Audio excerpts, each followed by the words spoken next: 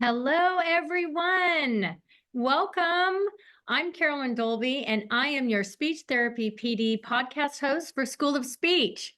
School of Speech is designed for the school-based SLP to come together to explore current trends, share insights, and champion our expertise. Our goal is to bolster confidence, celebrate our triumphs, and really foster a community dedicated to the excellence in the school setting. I am so excited about today's episode. It is titled Leading the Way, School-Based SLPs as the Agents of Change. I love this. And we have Dr. Laura Mansfield here, and she will be leading our exploration of the dynamic role of the school-based SLP as we are leaders and agents of change. We'll be discovering how SLPs are at the forefront of fostering inclusive, communicative, and supportive educational settings. We're really going to learn what it takes to be transformative leaders in the field of speech-language pathology. Before we get started, we have a little bit of housekeeping. Each episode is 60 minutes and will be offered for 0.1 ASHA CEUs. Financial disclosures for Laura. She is the owner of the Joyful SLP. She is an SLP coach and district trainer. She is also receiving an honorarium from Speech Therapy PD for her participation in today's episode. Keep them coming. I see you're in there. I'm going to start getting to you in a minute. Laura has no non-financial disclosures. For me, financially, I do receive a salary at the district level as the dysphagia support clinician for Cy-Fair Independent School District. I'm also compensated for my graduate courses I teach at the University of Houston, and I'm a consultant for school districts across the nation supporting their program development and staff training. I also receive compensation from Speech Therapy PD for hosting School of Speech. Non-financial, I am a member of the Texas Speech and Hearing Feeding and Swallowing Task Force. I volunteer for Feeding Matters, and I'm a member of ASHA Special Interest Groups 13, Swallowing and Swallowing Disorders, and SIG 16, School-Based. Now, without any further ado, I am so excited to welcome Dr. Laura Mansfield. Hi, Laura. Thank you so much for having me. Absolutely. Let me tell you guys a little bit about Laura. I'm so amazed she's coming. I love this. Okay. After she completed her bachelor's in healthcare administration, Laura realized that her true passion was serving children with disabilities. So she returned to school and received her master's in speech-language pathology in 2001. After working 12 years as an SLP in public, private, and clinical settings, she moved to special ed administration. Laura worked as a SPED admin for a private out-of-district school district for students with moderate to severe disabilities for 3 years, and then in various administrative roles in the public school setting for another 7. She completed a dissertation on mobile technology as augmentative and alternative communication on her journey to achieving a doctoral degree in educational leadership.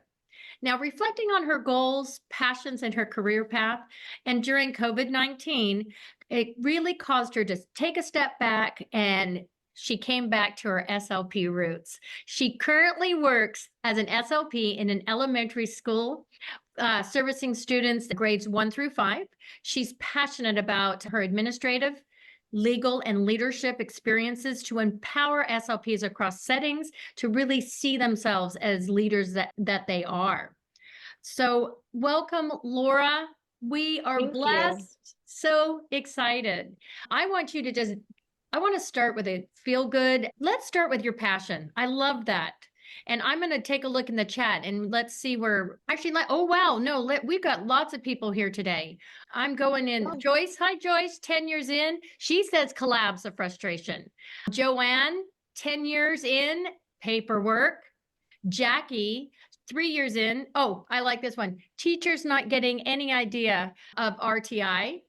Abigail, nice to see you. 3 years in, her biggest frustration has been keeping older students engaged in settings. Hi, Lori, 20 plus years. She has no frustration. She might turn back. Mata, oh, she's only worked in clinics and you're switching to schools next month. No frustrations yet. She has a feeling that waking up super early and the amount of paperwork will be frustrating. Yeah. Kelsey, she's been school-based teletherapist for 2 years. Being a teletherapist, I think the frustration between herself and the brick and mortar school, because whoa, you live 1,700 miles from your school. That's crazy. Yeah, I could see there would be a disconnect there. Hi, Lisa, 25 years in, paperwork. Elaine, 30 years, you veteran. But now she's in telepractice, but it used to be caseload. Here's another 2 years. It's keeping them engaged during teletherapy. Amy, 11 to 12, paperwork and scheduling. Justine, currently inactive, but taking courses. Well, I'm so glad you're here. Elaine, she just returned too. She was a SPED admin. Oh, you guys have something in common. Hi, Olivia, 2 years in paperwork. And Lori, frustration. Listen, inappropriate referrals, right? Despite teacher training. All right. Thank you for that. So we know you're in it to win it. We've got some frustrations. So we're gonna talk about that. Dr. Mansfield is here to help us out, but she's gonna feel good with her passion. Yeah, thank you so much to everyone for commenting. It's great to see where everyone's at. I, having been an SLP right out of school, having the admin experience, and then seeing my fellow colleagues in schools, online and in the groups that I'm on, talking about feeling so much burnout. Mm-hmm. I think COVID and the pressure that was put on us as therapists to pivot so quickly, meet all the needs of our students, despite trying to figure out teletherapy if we've maybe never even done that before, I think added to the burnout. And I think everyone in schools is very overwhelmed right now. And I'm just really passionate about helping SLPs simplify what they do and having a simple framework of understanding of what their role is in the school so that they can have joy. I think we've invested so much money, so much time. We're caring, compassionate human beings who want to help our students. And I think we feel like everything else gets in the way of our ability to do that. And then we don't feel effective. And then we get burned out even more. And we just want to leave. We want something else. And so my goal is to help SLPs empower them to be as effective as possible with as simple systems as possible so they can feel effective again.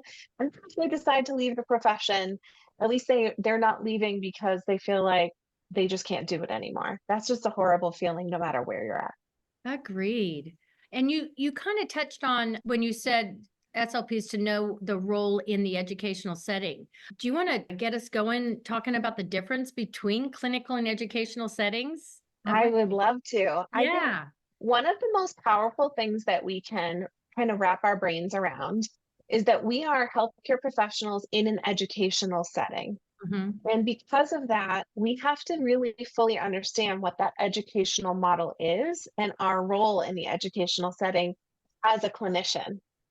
So that framework, I think we know, but I think we miss it a lot of times where sometimes we're not as focused on what specific skill is that student missing that we need to bridge as a therapist that child's access to that skill in their educational setting.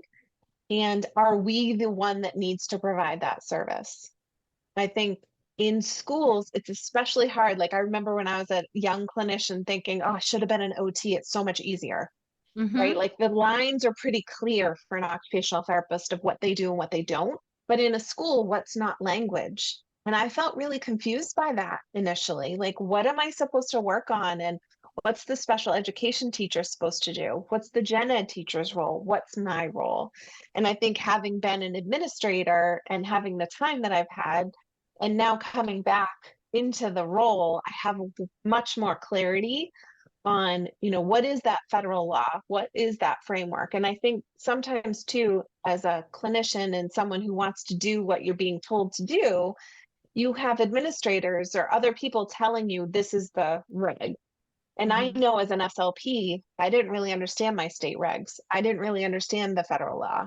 it wasn't until I was an administrator and I needed to run the meeting and know the law that I read the law.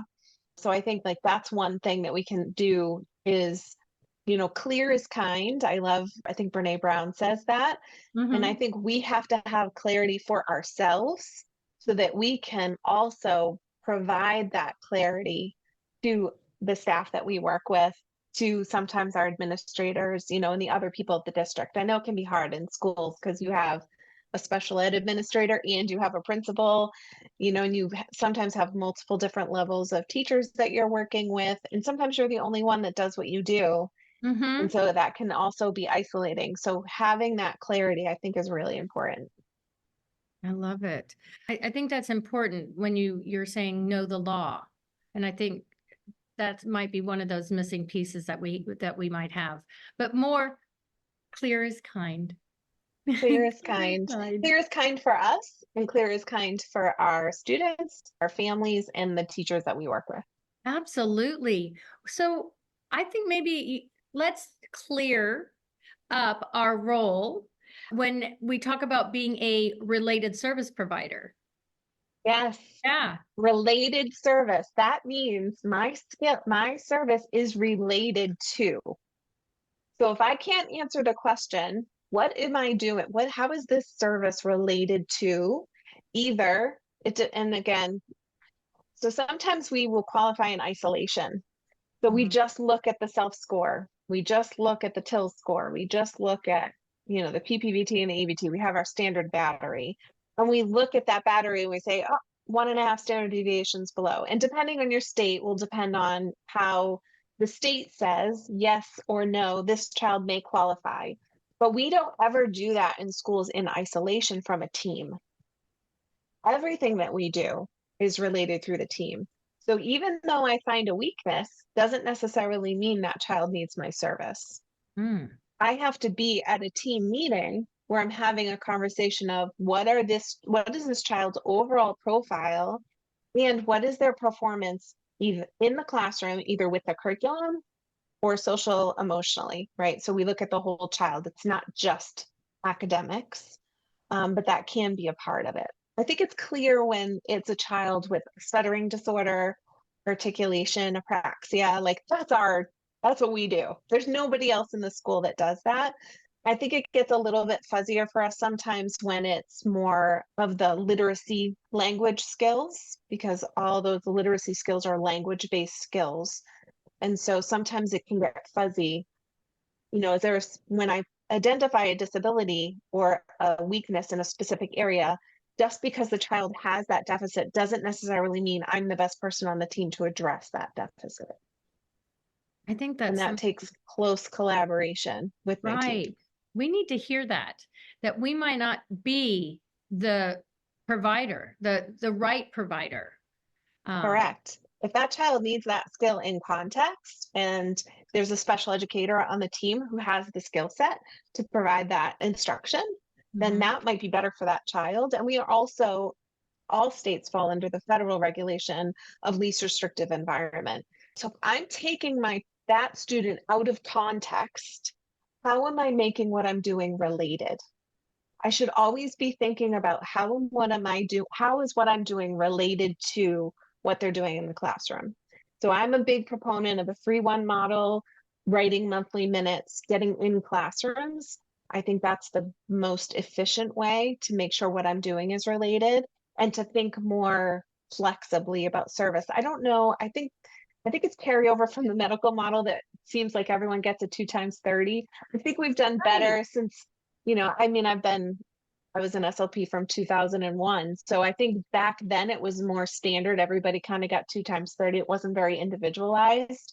I think we're better at that now overall, but I still think we get stuck in these ruts of service provision, and we do have multiple models. We can do consultation, we can push in, and we can pull out. Exactly. I find that sometimes we feel like we want everything to fit in a box. So we want to see everybody in a certain increment. And so, yeah, if we give everybody 2 times 30, then I can schedule it just like that and it all looks nice and pretty. But again, IEP, individualized, as It's not Yeah, it's individualized. individualized. Is if everybody is getting the exact same minutes and the same service delivery. And I think sometimes we get stuck on how to talk to families and parents and educate our fellow staff members about what we do and why we do what we do, because I don't know if we have clarity all the time on why we're doing what we're doing and how it relates. I think that's the most important part, and being able to say to parents, it's really important that this child with a language-based learning disability understands how what I'm doing with them relates to what they need to do in the classroom. And so in order to make sure I achieve that, these are the services that I'm going to be able to, provide. And I need to link with the classroom and be that bridge for that skill. Kelsey, thanks for jumping in. She's agreeing. She thinks that something that complicates scheduling, yes, but it's so important that kiddos have individualized minutes. It's true. Yeah. Especially, not only should individual education plan, individualized, but also least restrictive environment that you touched on. And that's part of knowing the law that the child has the right to be in the least restrictive environment with their peers as much as possible. Yeah. And Kelsey, I really appreciate your point, because I know for me, like, scheduling used to be such a stressful event, and I hated scheduling. And I have come up with systems that really help me with scheduling. I hold a scheduling party. I invite all the teachers to my room. And I know everyone's in a different environment, so that might not work for everyone.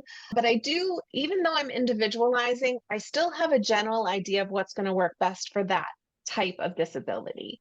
So if I have a child who has more significant articulation issues, I prefer for myself, I can be more effective working with that child one-on-one for short spurts of 5 to 7 minutes-ish, 2, 3, 4 times a week.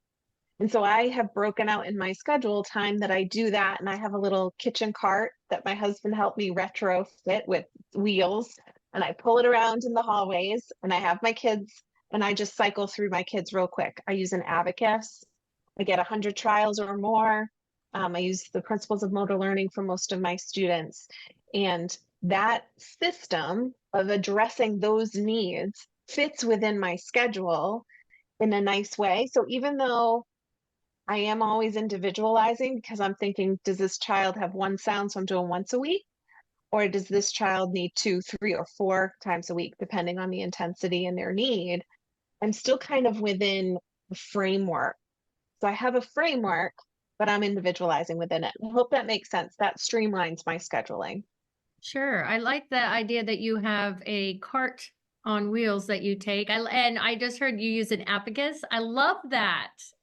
The kids love the Advocacy because they're very competition based. Oh, sure. Yeah. Right. So they know that that's the goal, is to get 100 trials within that certain amount of minutes. And so it motivates them. It's quick. The teachers love it. I don't have the kids out for a really long time.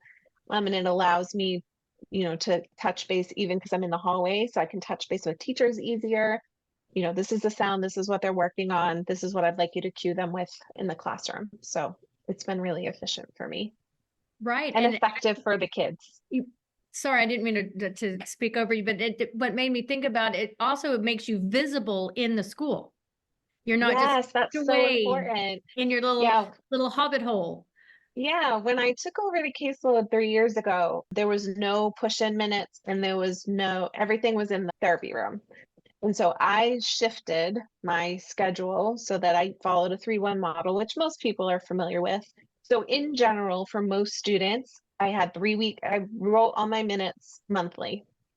So 20-minute or 30-minute blocks, depending on the skill, 3 times 20 a month, or 3 times 30 a month, or 6 times 30 a month. And again, this is my framework, and I can flex it depending on the child. And then once a week in that month is my push-in week. And so I would write those minutes in the A grid or in the consult grid, depending on your state and how you write your minutes.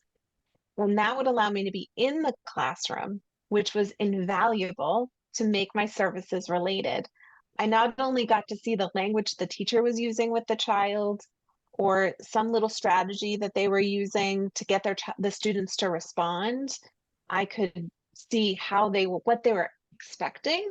I think because I work with only students with disabilities, it's easy to forget the level that my students are expected to perform when I'm not with them. And I realized there was a gap between what I was asking them to do and what they're expected to do in the classroom. And I needed to provide them skills and strategies to close the gap in their classroom and keep meeting that goal for them. And if I'm never in the classroom, how do I know? I never knew. And then I'm in the classroom, I'm hearing, the teachers see me as someone who's a support, definitely developed better relationships overall. There's always that teacher or couple of teachers who don't understand why you're there or don't want you to observe them or don't really understand. And so those were my special teachers of, touches of conversations and just keeping things open, helping them know that I was just there to support them, to support their students, because I know that's their goal too, is they want their students to be successful. I want that too. How can I support you in doing that? Was definitely the way that I came in. I think that's a skill in and of itself for us as speech language pathologists, to remember that, teachers might react to us, but it's probably not about us. And that's a whole skill set in and of itself. Sure. Yeah. And that's that whole collaboration. Yeah, it's so We are a important. related service. Yes. Yeah, I think a lot of times we try and make school therapeutic setting. Right. And Yeah. instead of make our service related to the educational setting. It's a slight shift in thinking, but I think if you make that shift, it makes a huge difference. And I think it really educating everybody on what our role is in the school. I remember I was in an IEP last fall or last spring, and a parent said, well, how many minutes have they been allotted? Like in a medical setting, like, and how much is insurance, right? So Covering. their thought is, I Yes. want everything that the insurance is going to do. It was, yeah, we had to reframe, to take a minute and kind of talk about how it is different. And I think Yes. Joanne is jumping in saying she thinks it's hard for parents to also, yes, exactly. It is hard for them to understand because we all want what's best for their students, for their children. But I think understanding, and I think the way, Laura, you said that we are a related service, meaning our services need to be related to the classroom, to the education. Yes. Yeah, and that could be their curriculum, or it could be social skills. It could be recess and lunch and those types of things.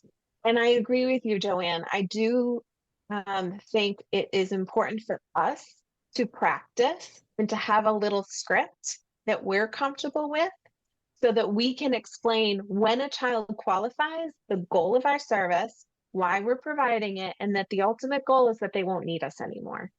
I think we do parents a disservice when we don't have that conversation at the initial qualifying meeting. So this is my role in the school. This is how I'm different educationally from a medical clinical model. We have the same training. I have the same master's degree, but their criteria is activities of daily living, quality of life, insurance coverage. My criteria is, does the child require my service to access special education or general education services? This is my role. This is how I'm going to bridge that gap to these skills that maybe the special ed teacher is working on. And sometimes a special ed teacher, say, might work on comprehension in the second grade classroom. But my child doesn't really understand the difference between where, when, and why. I might focus on where, when, and why, because I know they're not doing that in the classroom in the way that my child needs to be able to answer comprehension questions. But I'm connecting what I'm doing to a book, and I'm doing, literacy-based therapy that's contextualized and teaching them with visuals that then the teacher can use in the classroom when they're asking comprehension questions related to books in the classroom. And once they have that skill, my goal is to pull back and maybe do consult services now that they have that skill. So I think it's important to think that through and be able to explain it to parents and staff. This is what I'm doing. Yeah, I like that because, right. Oh, Elaine just jumped in. She says, I agree. I talk about goal of moving out of speech from the initial IEP and talk about it at each annual review. That's perfect. And that's a great way to just remember to do that at every single meeting and how they're doing in the big picture. Because, right, we want them to not need us. The goal We is to do, get them yeah. out. It Otherwise, we put is, right? everybody in speech. If the goal was everyone to have speech, we just take all of them. But that's not our role. I think Right. And I think sometimes maybe we do overqualify students. I mean, every Mm, student in the school would benefit from the skill sets that we have. It's just a absolutely. fact. They all would. And sometimes it's hard to draw that line for students where you feel like, but I could help them. Because that's what we do. We're caring, people. But then I think it impacts our ability to be effective with the students who really require our services. It wouldn't just benefit from them. Exactly. That's when when we're talking about we're frustrated with how large our caseloads are. Well, we need to take a minute and look at those caseloads and really think about the three prongs of our qualifications. Is there a disability, right? And do they need specialized instruction? Are they making And effective progress in the classroom? right to make do they need to make effective progress in the classroom? And third, are the skills of an SLP the one that is needed? Because they still might Correct. need the help, but they don't Yes. need, but they're receiving other supports. I mean, I think Yep. it does get a little hard when they're only qualifying for speech, they're provided special education under the umbrella of speech. That does get a little, but I think if we follow Elaine's advice, even if they're coming under just speech, that at the very initial IEP, we're saying our goal is to get them in, get them out. And then at each, Yeah. yeah. Thank you, I think Elaine. a lot of times too, the speech onlys tend to Yeah, be I hate that. your younger children a lot of the times. And so it's important to have conversations at those meetings about how sometimes, this is a developmental delay Hmm. and that the child can outgrow these skills and that would be the goal. But sometimes it can also be a precursor to other things. And so we have to be good advocates for students if we see red flags for reading disabilities or comprehension disabilities, because if they do have a true language-based disability, it is going to impact them academically. And depending on the state that you're in, sometimes a school district might not have done a psychoeducational evaluation, and that child really requires that in order to make sure that they get the academic supports that they needed, with a special educator. 100%, which leads us right into leadership and being an SLP and being a leadership. What does that look like? Yeah, I think I used to think that leadership was my title. And I definitely have found that leadership is we lead no matter where we are in a school. And I really feel like speech language pathologists have a unique opportunity to be leaders and agents of change in their schools by we touch so many people in a school. In the school that I'm in, I'm the only SLP. I work with grades 1 through 5. I work with multiple teachers in each grade. I work with, we call them ESPs, the educational support personnel. I work with the occupational therapist, the physical therapist, the school psychologist, the school adjustment counselor. I have a lot of ability to impact those relationships across a school. I Mhm. really do. And I can, I've definitely not done it well in the past for sure. And I've learned a lot along the way on how to build those relationships and advocate for change in my building. Like my building was using more of a whole language balanced literacy approach. Mhm. And through advocacy, we got them to bring in more of a structured literacy approach. And that I think is because of relationships that I developed across the school and insight that I could bring to the table. I think leaders, it depends on, I guess, your definition of leader. I Mhm. like servant leader, but we have Yes. to lead ourselves first and we lead our students and we can lead change in our schools and we can provide leadership to teachers and our administrators. I've had administrators say to me that us SLPs make them nervous or they're afraid of us because they don't really understand what we do. And I think that's the case a lot of the time. But it took me being an administrator to go into my principal and say, what are your initiatives in the school that I can support you with? What are your biggest goals this year? That's leadership. That's listening first and trying to understand the system. We're in this big umbrella educational system, but then we're in our school, which is a system within the larger umbrella. So how does this school work? What are the goals of my administrator? What are the goals of that teacher that I want to work with? What are the goals of the parent for the child? What goals do we have? How does my student understand their goals? All of those skills, take leadership. Agreed. Kelsey agrees. Thanks, Kelsey Burge out there. She also thinks, SLPs, we are leaders, not only in the school. She's saying SLPs are leaders in the hospital setting and in SNFs, everywhere that she's worked. She's been a leader, and in the schools as well.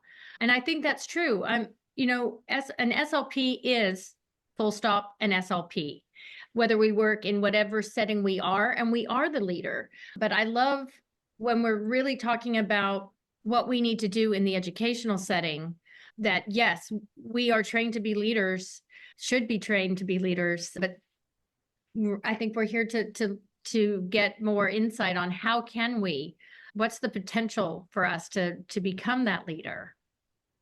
Yeah. And I'm listening to, and I'm thinking, I don't want any SLP to listen to this and think there's more things that I have to do, right? And feel overwhelmed. I just want to empower SLPs to think about, how we do what we do is sometimes more important than what we do. We have an opportunity to support. We are trained communicators. We're communication experts. And yet sometimes I feel like we fall short with communicating with other adults, or being able to navigate hard conversations with teachers, or come alongside people in a school setting. And we can get really frustrated. And sometimes how we communicate our needs, that frustration comes out, and then we can't be heard. So I think there's a whole set of skills underneath what we do to help us figure out how to do it in a way that helps us be heard. Mm-hmm. And, it's not always successful. I've worked for really difficult administrators where, as much as it depended on me, I did everything I could, and they just didn't get it, and they didn't understand. And sometimes you do have to walk away, if you're in that kind of environment. But I hope, and in my career, those have been less frequent than people who really just wanted what was best for kids, and were open to having conversations about, this really isn't working and this is why. But I had to have clarity on why it wasn't working, mm-hmm. and what I thought could solve the problem, because I'm the only one. Like, especially most of the administrators I worked with were teachers and aren't clinicians. Like, we are clinicians. We have a different clinical understanding of the skills that we're looking at for our students. And so we have to understand the educational system and what might work to help us best provide those clinical services within the school. And that takes leadership skills. Right. Leadership, or agents of change. Yes, exactly. Agency. I love that word, agency, that mm-hmm. we feel ownership and agency, and not in a way that, again, is, I don't know. Unfortunately, when I sat as an administrators a lot of times would be frustrated with the SLPs. They're always asking for things. Like, these are things that I heard as an administrator. And it always broke my heart, because I knew the heart of the person asking, mm-hmm. but with an administrative team who feels frustrated and overwhelmed, and they don't really know how to help us because they haven't done, we know sometimes it's hard to remember that not everyone knows what we know. Have you ever felt that way? Like, you're like, what? You don't know that? Doesn't everybody know that? That seems weird.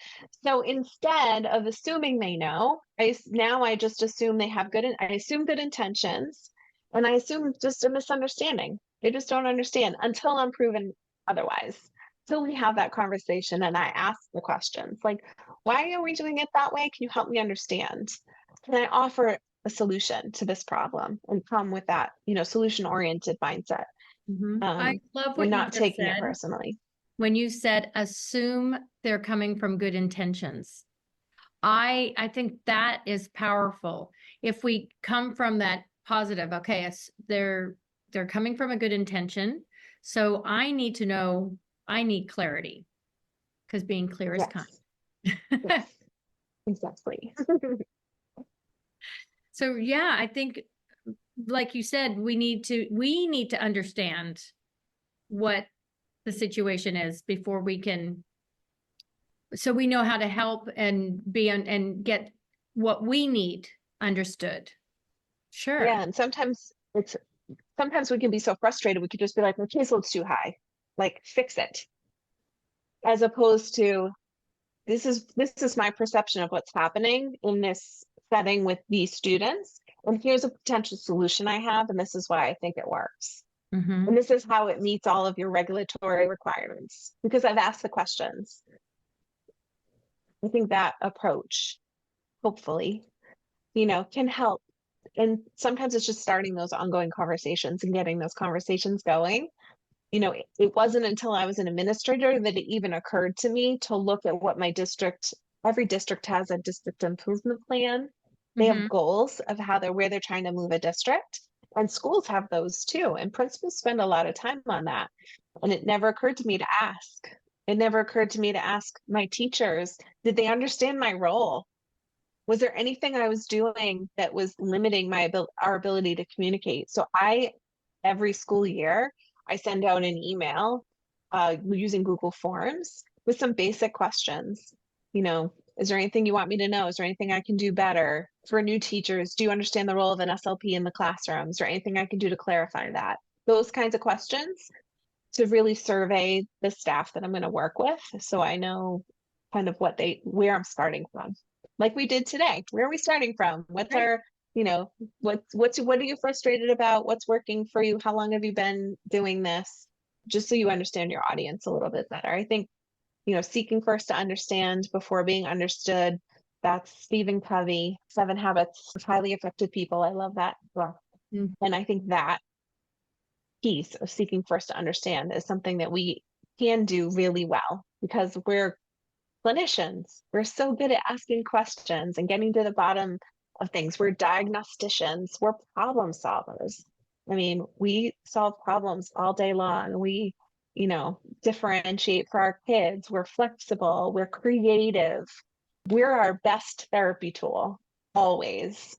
And so I think we can come up with these forward thinking, out of the box that still falls within the regulation, allows us to better hone in on the skills our kids need, be more effective, which I think helps us feel better about our work, and then be that positive, culture shifter in the school, because we have so many touches across the building. Absolutely. And I mean, touching on caseload, I think most of us are going to say, I'm super frustrated with how high my caseload is. And I think you gave us some great things to think about. Think about your service delivery model. Think about, is everybody 230 or everybody 150 or whatever it is? Is everybody in that cookie cutter?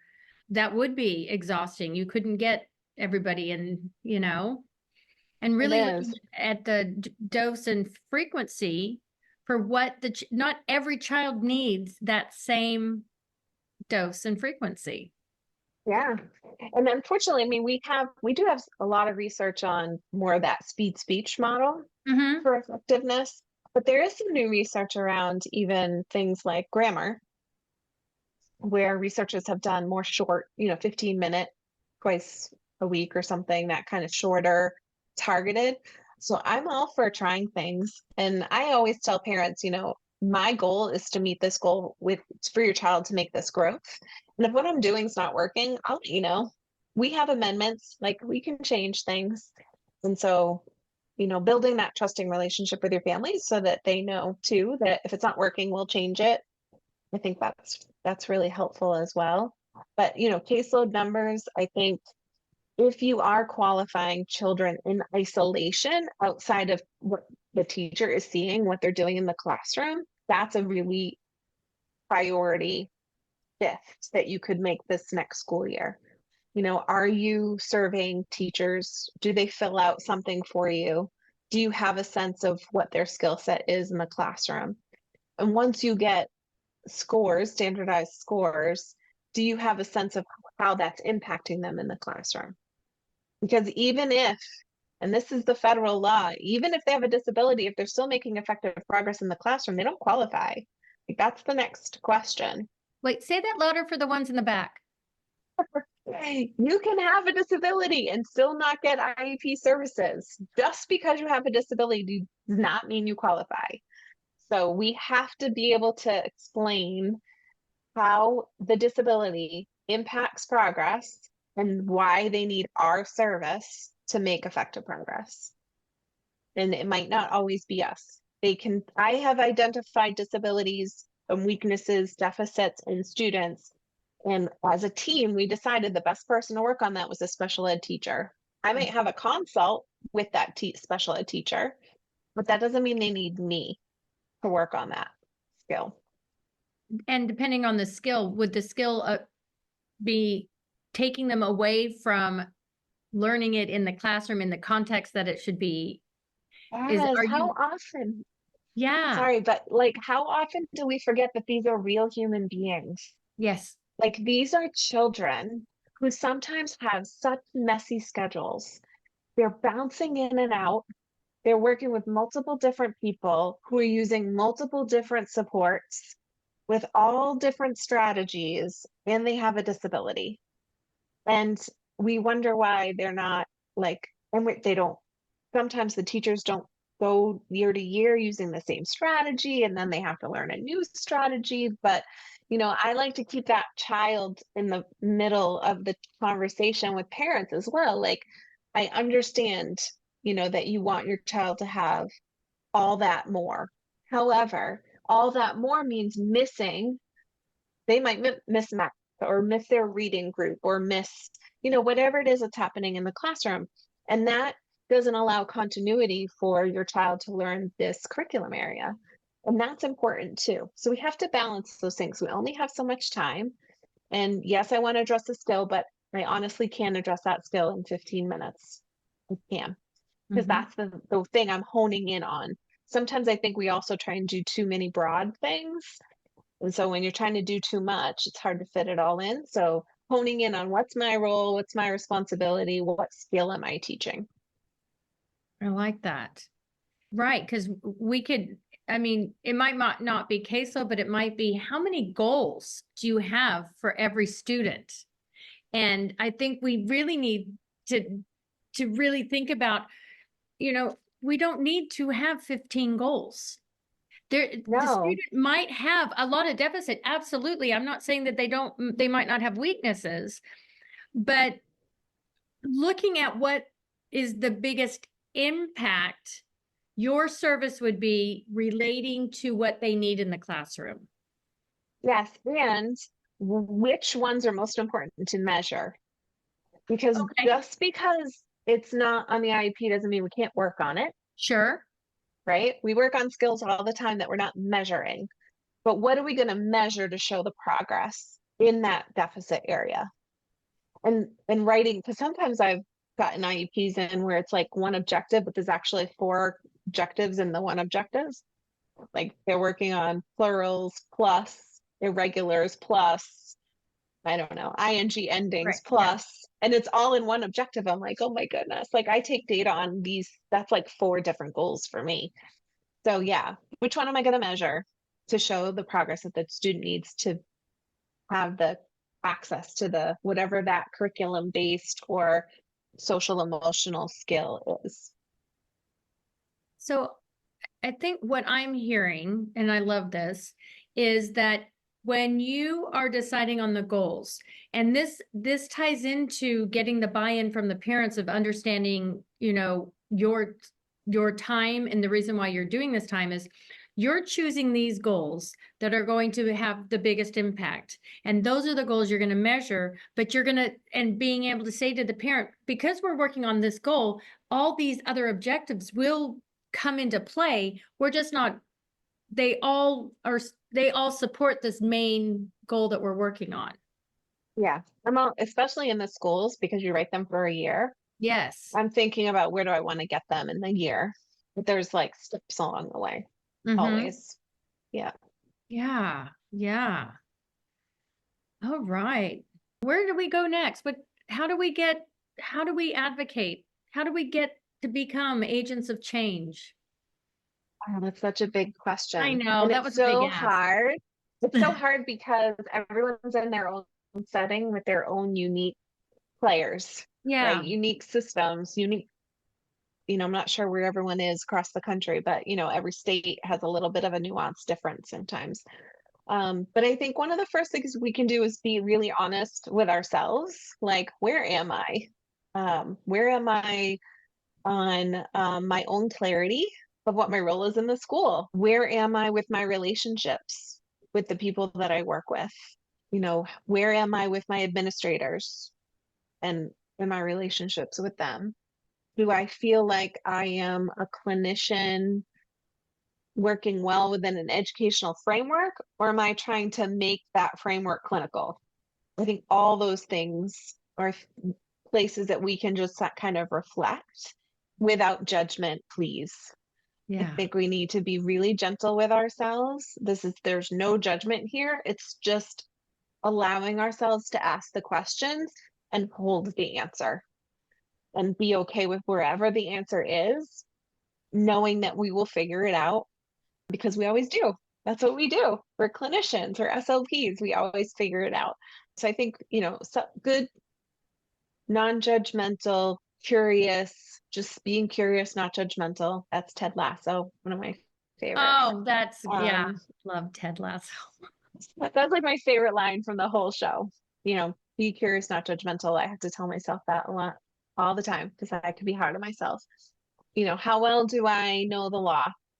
Am I depending on other people to tell me what the regs are? Have I actually read them? I'm not going to lie to you, they're not all that fun and exciting to read. However, you really should get on your state website, read your state regs, understand them. And if you're being told to do something that you don't think matches, figure out who to ask and how to ask in a way that gets you the clarity you need. That's not how I read that. Why are you interpreting it that way?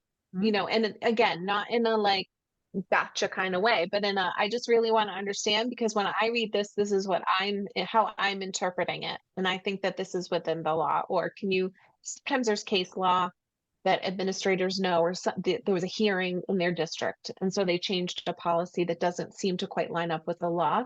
But I want to know that. I want to know how we got here so that I can operate under, what they're saying, but I can also kind of in the places that I need to push back for clarity, that maybe it doesn't have to be that way, that I understand what those spaces are. And then I think we can also be really good listeners. I mean, we listen diagnostically so well. Are we also listening to who we serve? Do we know what's most important to our administrators? Have we asked our teachers, if we have provided clarity with our role? Do they understand our role in their classroom? Do we understand their goals for their students? And we could do that with our students as well. I'm a big proponent and all my kids knew what their goals were. So how are those, their understanding of why they're with me? And again, if my students don't know what we're working on and why, then that goes back to me. Am I clear? Am I clear? Do I know why I'm seeing you? Sometimes I know in the beginning I definitely didn't. I definitely didn't. I love that. Yeah, I think the kids, they have the right to know why they're being pulled from their peers or either in the classroom or being pulled to your room to know why. So they can have the words, especially that helps that relationship between you and the parent when the student knows, because, kids go home and go, oh, I did nothing. Oh, I don't Exactly. go to We speech. I play don't go to games. speech. I don't go to speech. And they're like, wait, what? And they're like, what do you mean? And then you get that call. You haven't been seeing my child for speech. Well, my kids, I would always ask them, especially for move-ins, like, who's your speech teacher? What did you do? And a lot of times they would say, we played games. They didn't really know what they did. And I Yeah. know that the speech therapist was working on specific goals with them for sure. Absolutely. And so I think that the clarity, I think, is what you're really kind of hitting us with, is everyone needs to have the clarity. So we need to be clear on what our role is, and the staff, the school staff needs to have an understanding, so they have clarity of what exactly our role is. We're not the gateway to all special ed. And we need to, then our parents need to have clarity on what speech therapy is in the school setting. And I liked how you said, yeah, we have the same skills, the same education. A lot of us that work in the schools also work in the medical and clinics. We have all that skill set. We're not saying we can't I personally can't do that because I'm a school speech path. We're not saying that. We're all superstars. But what we're saying is that what we need to be doing in the schools is different than what is being done outside. Well, I'm beholden to the educational law. A clinical based is beholden to the medical model. I'm beholden to the educational model. I operate under an educational system. And so how I frame who I see is filtered through that system, unlike a medical model. And that's how I will deal with like an outside eval, with an IEE, independent ed eval that's come in, and the SLP was a medical. And sometimes, unfortunately, they'll prescribe what I'm supposed to do. Yes. And so I always will say, that's great clinical information for me. I'm going to filter that through how they're performing in the classroom now. So I need to get some more information, because that's only one piece of information from this outside therapist. Now I have to say, is there a educational impact?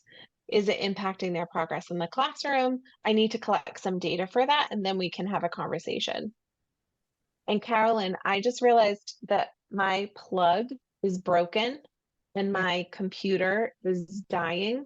Oh, Can I no. run and get a different plug, because it's telling me it's not charging? Absolutely. Absolutely. I'm so sorry. No worries. No I'll worries. be right back. Okay.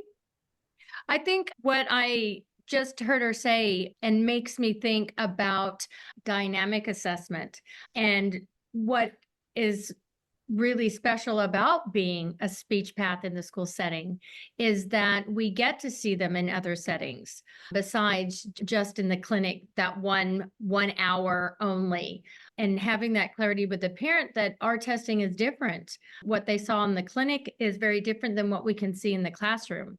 And I think most of us I hope I'm unanimous in this, that we are all being charged to do the impact statements in our IEPs. I'm hoping that those that are listening, that yes, we're all having to do impact statements, because I think that is so powerful when we can do, thanks, Beatrice, that yes, impact statements is what we're being charged to do now, to really, we prove that there is oh, good. Thank you, Lori. Oh, yes. While you were gone, I was just talking about how we do dynamic assessments. We're not just doing one standard assessment in the clinic. We're really seeing them in different settings within the school, and how important it is for the impact. So that's kind of what I was doing while you were doing that. Thanks. Yeah, I did hear you talk about dynamic assessment, which I love to see, if I'm teaching the child this skill, how quickly do they pick it up? Sometimes that helps me also inform whether or not I feel like they need my skill, or they don't actually need my skill. Right. Because if I teach it to them and then they can tell me a narrative because I just gave them a simple story structure, maybe they just haven't learned it. Maybe they don't actually need my skills and be missing class to learn that. So I think dynamic assessment is really helpful. But I think a lot of times we do, I'm not trying to minimize the load that a lot of SLPs carry. I do it too. Like, I have a lot of evals to do. I know it's hard, but I also believe that there are simple systems we can put in place to find out from the teacher what they're seeing, so that we have that classroom piece is so critical and it's critically important for a school-based SLP, because if I don't know how they're doing in the classroom, how do I know if what I'm finding is related to what's happening? Absolutely. And when you said like you teach, then test and read, or Yeah, test, but I'm sorry, I'm getting that all mixed up. But, and if they haven't learned it yet, does that make sense to take them out of the environment of learning? Or if they haven't been exposed to something, is that a deficit? Even though it's going to exactly. show up on a standardized test of a deficit, if, but how much have they had the education? Yeah. Exactly. I don't want to call something, I'm very um hesitant to call something a disability that might be a difference. I never want to label a child as having a disability if I think it could be something different. And so, I love to use, like someone had mentioned, the RTI model and what that is. Like, I really enjoy seeing students within the intervention model, because that gives me a lot of information about how well they can learn something. And if they can pick it up quickly, they probably don't have the disability yet. I know those kids that take forever for me to even, for them to even understand how to differentiate WH questions and the difference between the character and the setting and the story. Those can be really hard for my students with, DLD. Whereas I have these other students where there's concern, they pick it up really quickly, and I can kind of parse out, oh, this looks like an attention issue or something else that's not necessarily my realm. I think one other thing I'd love to say is just that, it's great that we have this huge scope of practice. And sometimes I think as SLPs, we get frustrated because it seems like our scope of practice keeps growing. There's so many things we can do with the skill set that we have. It just doesn't mean we have to. Just because it's in our scope of practice doesn't mean it's our responsibility to work on. Yes. I think we're all going, yeah, raise the roof on that one, because it is true. I think a speech, we are superheroes. We have superpowers and we can do it. And yes, we are the gurus of communication, but is that it's not our responsibility to take over the roles of everyone in the school.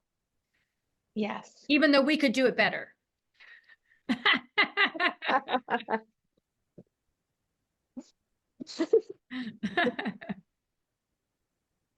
Yep. Yeah. Oh gosh, this has been fantastic. Do you want to takeaways, any last things you want to make sure that we've gone over everything you wanted to share with us? Yeah, I think I just want to say thank you for what you do. Speech language pathologists are so important in the school setting. I love the public school. I love being an SLP. I think our roles are so, so important, and a lot of times under recognized because people don't really understand our training and what we can bring to the school setting. And I just want to empower those who are doing the work, find joy in their work that they are doing. And so I would love to connect with people. Is it okay if I share? Like, you can find me on YouTube. I was going to ask if we could, let's do a shout out of how people can connect with you. Yeah, right now I'm on YouTube. So if you just search my name, Dr. Laura Mansfield, I should pop right up. I do have a free download at thejoyfulslp.com/qualify. So it's a qualifying guide, and it kind of outlines some of the things we talked about today, the difference between the educational and medical model and the 3-1 model, things like that. So if people would like that resource, they can go to that Did you say URL. Dr. Joy SLP? So the website is thejoyfulslp.com. Oh, I'm sorry. That's okay. Thejoyfulslp.com/qualify. We'll get you that. And then if you want to find me on YouTube, it's best to just search my name, Dr. Laura Mansfield. Let me see. I just popped that in the chat. Did I do that right? Yeah. And if anyone wanted to connect, you can email me at laura@thejoyfulslp.com. Let me get that in there. Laura at the Joyful SLP. Yeah. .com. I And I'd love love to get this. any feedback you have for me. Wait, Laura at thejoyfulslp.com. Got it. Boom. All Thank right. you, Carolyn. No, thank you. Thank you, everyone, for joining us. A huge thank you, Dr. Laura. You are wonderful. I hope to have you back. I want to say thanks to everybody. Bye, guys. Thank you so much.